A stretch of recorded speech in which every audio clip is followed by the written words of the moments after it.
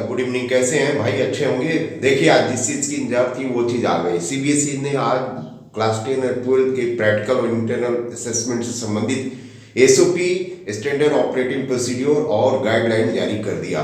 आज सीबीएसई ने सर्कुलर के माध्यम से अपने गाइडलाइन और एसओपी को जारी किया और उसमें बहुत डिटेल्स 28 पेज में दी गई है सारी गाइडलाइंस। उस गाइडलाइन का निचोड़ मैं आज इस वीडियो में बात करने वाला हूँ। आप वीडियो पर बने रहिए, वीडियो के ध्यान से सुने। मैं हूं मिथिलेश कुमार सिंह, आपका स्वागत है मिथिलेश बायोलॉजी क्लासेस पर। देखिए, सीबीएसई ने इस बार स्पष्ट रूप से जो गाइडलाइन जारी की है उस गाइडलाइन में बहुत सारी चीज़ें दी गई हैं, जिसमें कुछ नई भी चीज़ है और बाकी पुराने चीज़ों का समावेश है। नो मैटर, गाइडलाइन के अनुसार आपकी प्रैक्टिकल जो है शुरुआत हो जाएगी 2 जनवरी से और ये चलेगी 14 फरवरी तक। ध्यान रखिए, आपका प्रैक्टिकल 2 जनवरी से स्टार्ट हो जाएगा, 2 जनवरी 2023 से, और ये जाकर समाप्त होगा 14 फरवरी 2023 तक। ये क्लास 10 एंड 12 दोनों के लिए। अब हम लोग बारी बारी से बात करेंगे क्लास 10 में क्या है और क्लास 12 में क्या है। तो क्लास 10 में सीबीएसई ने स्पष्ट रूप से कह दिया कि आपका इंटरनल असेसमेंट मार्क जो 20 नंबर का जाता है या प्रैक्टिकल प्रोजेक्ट जो भी है उसके लिए हम कोई एक्सटर्नल एग्जामिनर अपॉइंट नहीं करेंगे, आपके स्कूल ही मार्क्स भेजेंगे। उन्होंने कहा कि इसके लिए आपको कोई प्रैक्टिकल की कॉपी जो है बोर्ड से इशू नहीं की जाएगी। आपको 14 फरवरी तक क्लास 10 के इंटरनल असेसमेंट के मार्क्स को अपलोड कर देना। ये तो बात रही आपको क्लास 10 जो कि 5 सब्जेक्ट में 20-20 नंबर का, मतलब 100 नंबर स्कूलों की तरफ से जाएगा। अब हम लोग बात करते हैं क्लास 12। तो क्लास 12 में जो प्रैक्टिकल एग्जामिनेशन होते हैं वो है फिजिक्स है, केमिस्ट्री है, बायोलॉजी है, पेंटिंग है, और जो इंटरनल असेसमेंट होता है वो होता है इंग्लिश में और मैथमेटिक्स में। तो इंग्लिश में 20 मार्क्स का इंटरनल असेसमेंट होता है, मैथमेटिक्स में 20 मार्क्स का इंटरनल असेसमेंट होता है। अब आइए, फिजिक्स में 30 मार्क्स की प्रैक्टिकल होती है, केमिस्ट्री में 30 मार्क्स का प्रैक्टिकल होता है, बायोलॉजी में 30 मार्क्स का प्रैक्टिकल होगा और पेंटिंग में 70 मार्क्स के प्रैक्टिकल होते हैं। इन सारे प्रैक्टिकल्स में चाहे फिजिक्स, केमिस्ट्री, बायोलॉजी और पेंटिंग का एग्जामिनेशन हो, इसमें एक्सटर्नल अपॉइंट सीबीएसई के द्वारा यूज किए जाते हैं, या उसको अदरवाइज भी इस तरह कर सकते हैं कि सीबीएसई इसमें एक्सटर्नल एग्जामिनर को अपॉइंट करती है।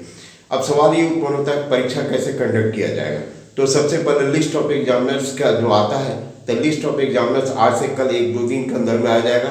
उसके बाद स्कूल में एक्सटर्नल अपॉइंट से कंसल्ट लेंगे, डेट फिक्स करेंगे। डेट फिक्स करने के बाद प्रत्येक सब्जेक्ट में बैच का क्रिएशन होगा। बैच का क्रिएशन करने का मतलब वह ग्रुप में बांटे जाएंगे। इस बार सीबीएसई ने स्पष्ट रूप से कहा दिया है कि भाई एक ग्रुप में 30 स्टूडेंट्स होंगे और 30 स्टूडेंट्स को भी 2 सब ग्रुप में बांटा जाएगा 15-15 का। कहने का मतलब कि 15 लड़के यदि लैब वर्क करने में बिजी हैं तो 15 लड़के जो है टेबल वर्क के अलावा अपना काम करेंगे, पेन पेपर या वाइवा देते रहेंगे। माने आप एक बैच में 30 स्टूडेंट्स का क्रिएशन होगा। टाइम आपका 3 घंटे का होगा। फुल मार्क्स आपका 30 मार्क्स होगा, फिजिक्स में, केमिस्ट्री में, बायोलॉजी में, और पेंटिंग में 70 मार्क्स का होगा। देखिए, सारे स्कूलों को गाइडलाइन दी गई है कि जितने भी बच्चे प्रैक्टिकल में आए उनको ड्यूली प्रॉपर समय से सूचना दे दी जाए, ताकि वो एग्जामिनेशन जिस दिन उनका है उस दिन शेड्यूल पर वो एब्सेंट रहे। एक बार सीबीएसई ने इस बार नई बातें जोड़ी है कि सपोज कीजिए कि आपका प्रैक्टिकल 25 जनवरी को पढ़ रहा है और फर्स्ट सीटिंग में आपका है। आप फर्स्ट सीटिंग में यदि आप एब्सेंट हो जा रहे हैं तो उसके लिए आपको घबराने की जरूरत नहीं है। आप स्कूल अथॉरिटी को इन्फॉर्म करेंगे और आपका जो रोल नंबर होगा वो रीशेड्यूल हो जाएगा। आपको एब्सेंट नहीं लिखाया जाएगा।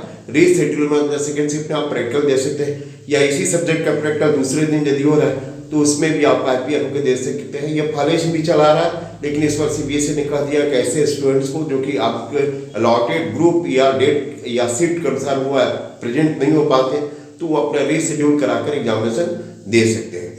दूसरी महत्वपूर्ण बात, सीबीएसई ने कहा कि हम आपको जो प्रैक्टिकल एग्जामिनेशन की जो कॉपी भेज रहे हैं, कॉपी भी आ गई है सारे स्कूलों में। बच्चों का एग्जामिनेशन उसी कॉपी पर होगा।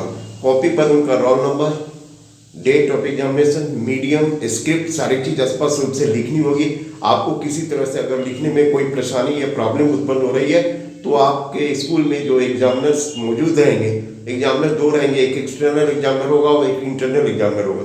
तो आप इंटरनल एग्जामिनर की सहायता से आप फिलअप एंट्री करा सकते हैं। देखिए, सीबीएसई ने गाइडलाइन में स्पष्ट रूप से कहा है कि इस बार जो क्वेश्चंस आपके वाइवा बॉक्स से जो पूछे जाएंगे वो मेनली आपके प्रोजेक्ट और क्लास रिकॉर्ड से होंगे, और क्वेश्चन पूछने में एक्सटर्नल एग्जामिनर और इंटरनल एग्जामिनर दोनों का सक्रिय रूप से योगदान होगा। तीसरी महत्वपूर्ण बात उसने कही कि भाई आपकी सारी जितने भी प्रैक्टिकल्स की सेशन चलेगी वो प्रत्येक प्रैक्टिकल का सेशन का जियो टैग से फोटोग्राफी होगी और वो उस फोटोग्राफी मार्क्स अपलोड करते समय करना होगा। उन्होंने और महत्वपूर्ण बात बताते हुए बताया कि इस बार जो मार्क्स अपलोडिंग करने के बाद जो हार्ड कॉपी होगी वो हार्ड कॉपी रीजनल ऑफिस को नहीं भेजना होगा, स्कूल ही अपनी सिक्योरिटी में रखेंगे। एक्सटर्नल एग्जामिनर को भी अपॉइंट कर दिया गया है और एक्सटर्नल एग्जामिनर को भी हिदायत दी गई कि अभी आप हार्ड कॉपी जो मार्क्स का होगा वो आप आरओ या रीजनल ऑफिस को नहीं भेजेंगे। दूसरी महत्वपूर्ण बात सीबीएसई ने कहा कि बच्चे वाइवा से पैनिक न हो, वाइवा उनका वही पूछा जाएगा जो वो उनके सिलेबस के अंदर की चीज़ें हैं, जो उनको जानकारी है, जो उन्होंने किया है। कोई भी जनरल नेचर का क्वेश्चन वाइवा में किसी भी एक्सटर्नल एंड इंटरनल एग्जामिनर्स के द्वारा नहीं पूछे जाएंगे। क्वेश्चन क्या होगा ये ऑलरेडी आप जनरेट खुद कर सकते हैं। सपोज कीजिए जो भी आप इन्वेस्टिगेटिव प्रोजेक्ट ले जा रहे हैं बनाकर, जो भी क्लास रिकॉर्ड ले जा रहे हैं बनाकर, उससे आप तैयार होकर जाइए और उसी से भी मेनली आपको वाइवा में क्वेश्चन पूछे जाएंगे।